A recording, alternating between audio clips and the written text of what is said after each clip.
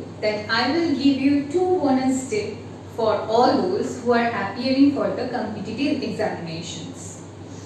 These are related to the adjective clause.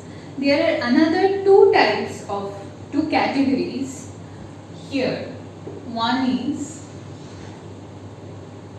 subordinate adjectival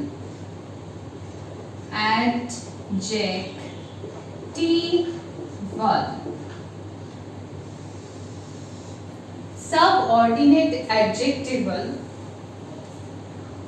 Which are the subordinate adjectivals? First you have to know. Who plus which. Who plus which. These 2 can be subordinate adjectivals when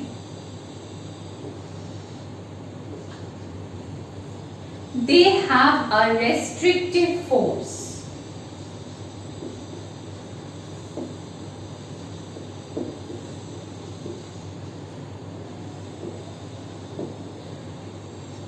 Number 2, when the words used in a sentence are used in limiting the words used in the sentence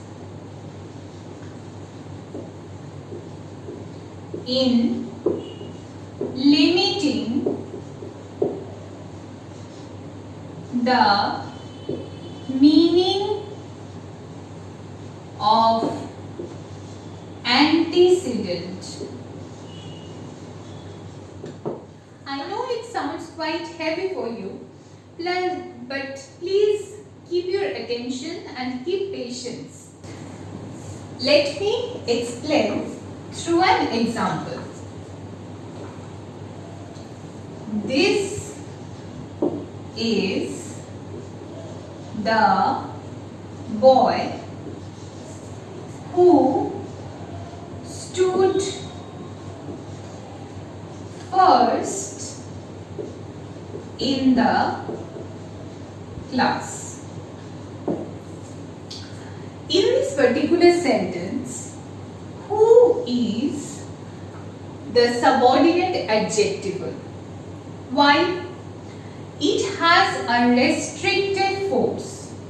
Why it has a restrictive force? But before explaining this, you have to know what is antecedent.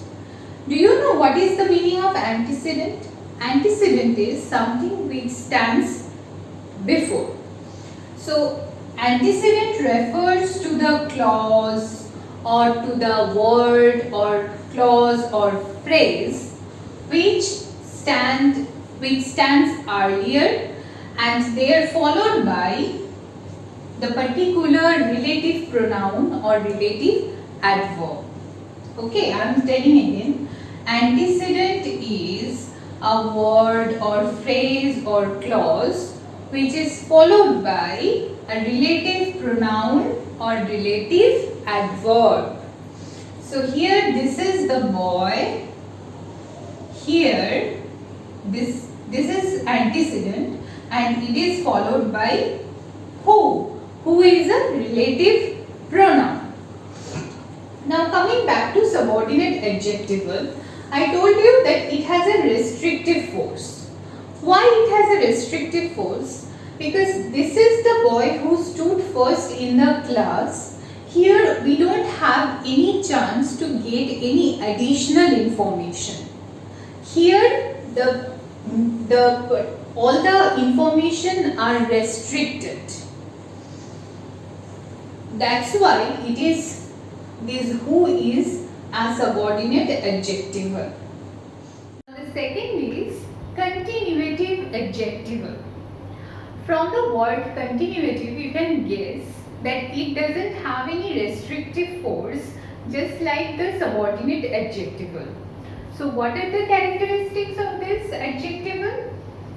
Number one, the clauses introduced by when, where, which, who, these have a continuative force when the words used in a sentence are used to give you an additional information.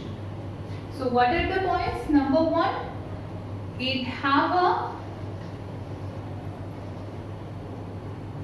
continuative force.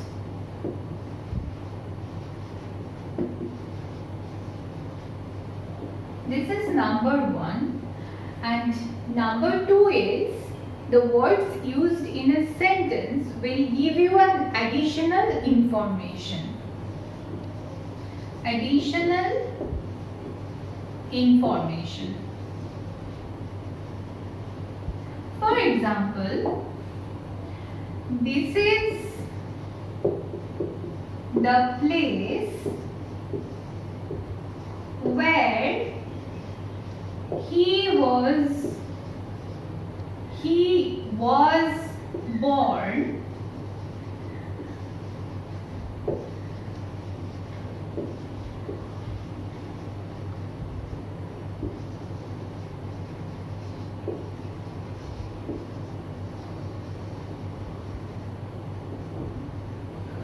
This is the place where he was born has been washed away by the Padma.